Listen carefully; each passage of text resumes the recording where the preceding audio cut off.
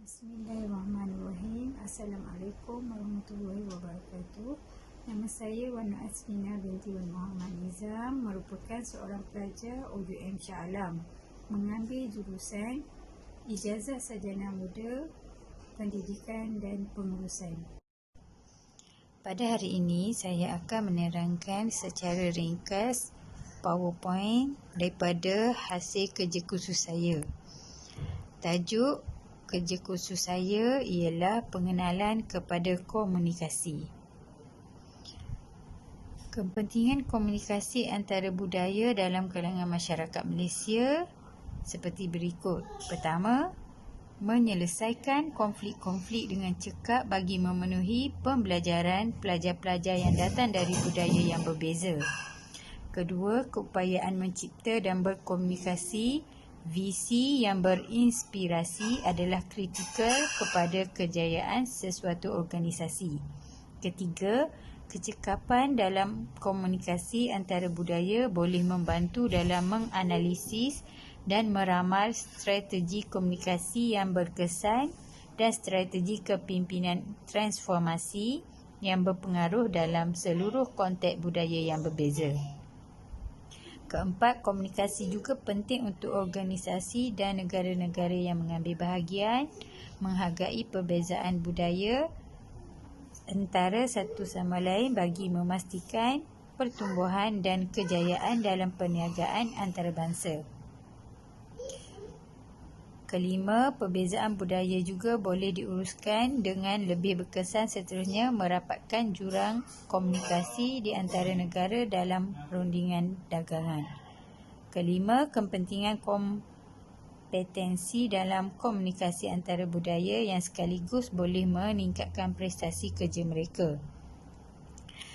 Seterusnya, 3 cabaran yang dihadapi dalam komunikasi antara budaya di dalam negara dan di luar negara. Pertama, kegagalan memahami dan menginterpretasi pesanan yang akhirnya menyebabkan salah tafsir dan kegagalan dalam penghantaran pesanan. Ini secara langsung menyebabkan kegagalan dalam proses perkongsian cerita, kefahaman atau makna. Kedua, tekanan dalam berinteraksi menyebabkan kegagalan sistem individu untuk kembali kepada keseimbangan. Ketiga, cabaran dalam permasalahan realiti sosial dan kekurangan tanpa percubaan untuk memudahkan keadaan. Keempat, cabaran dalam menghadapi sikap prejudis yang dipraktiskan oleh sesetengah pelajar antarabangsa apabila berurusan dengan pengajar dan berlainan kulit tanpa mengira kelayakan dan kemampuan mengajar itu ataupun ketinggian tahap penguasaan bahasa Inggeris. Seterusnya, 3 poin dengan memberikan contoh, fakta, rujukan yang bersesuaian tentang sejauh mana komunikasi antara budaya dalam kalangan masyarakat Malaysia adalah berkesan. Pertama, kaum Melayu menggunakan bahasa Melayu, kaum Cina menggunakan bahasa Mandarin, Hokkien, Hakka, Kantonis, Tioci, manakala kaum India menggunakan bahasa Tamil, Telugu, Malayam, Hindu sebagai bahasa pengantaraan dalam kehidupan seharian. Kedua, dari konteks masyarakat antarabangsa, kita perlu menguasai bahasa Inggeris untuk memudahkan komunikasi antara masyarakat setempat dengan masyarakat luar dalam aspek negara Malaysia sendiri. Penguasaan terhadap bahasa rasmi, bahasa lingua franca atau bahasa Kreol adalah perlu bagi menjamin keutuhan integrasi dan memupuk perpaduan antara kaum. Masyarakat Melayu perlu memahami cara percakapan bangsa Cina dan lazimnya dipertuturkan dengan lebih menyaring, manakala masyarakat India pula berbicara dengan lebih pantas. Hal ini memudahkan komunikasi kerana masing-masing memahami bentuk komunikasi budaya lain dan ia akan memudahkan lagi proses komunikasi.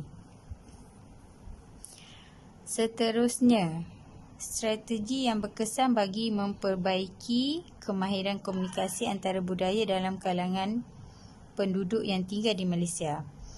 Pertama, strategi kognitif iaitu meningkatkan kefahaman budaya orang lain seperti melalui internet atau menanya orang berpengalaman. Kedua, strategi efektif ialah berfikiran terbuka, sabar, memandang perbezaan secara positif dan unik serta menyenangkan hati. Ketiga, strategi tingkah laku terbahagi kepada akomodasi dan divergen. Akomodasi ialah memberi tumpuan ketika orang lain sedang bercakap dan cuba memahami apa yang disampaikan olehnya. Divergen ialah individu yang akan cuba mengelakkan daripada berinteraksi dengan orang yang lain, elak dari suasana yang mungkin akan timbul konflik, tidak mengambil berat terhadap konflik yang timbul dan menunjukkan perbezaan dari segi tabiat komunikasi. Akhir sekali, kesimpulan iaitu elemen antara budaya adalah amat penting dalam komunikasi pada hari ini. Bagi menghasilkan komunikasi antara budaya yang berkesan, komunikator perlulah mempunyai pengetahuan dan pemahaman mengenai budaya orang lain. Pengetahuan yang dimaksudkan adalah memahami normalisasi dan negara orang lain. Selain itu, komunikator juga perlu memahami nilai dan kepercayaan yang dianuti oleh budaya lain dengan memahami budaya orang lain. Kesepakatan dan persamaan dapat dicapai, seterusnya dapat mengurangkan konflik dan salah faham terhadap mesej yang disampaikan. Itu sahaja, sekian, terima kasih.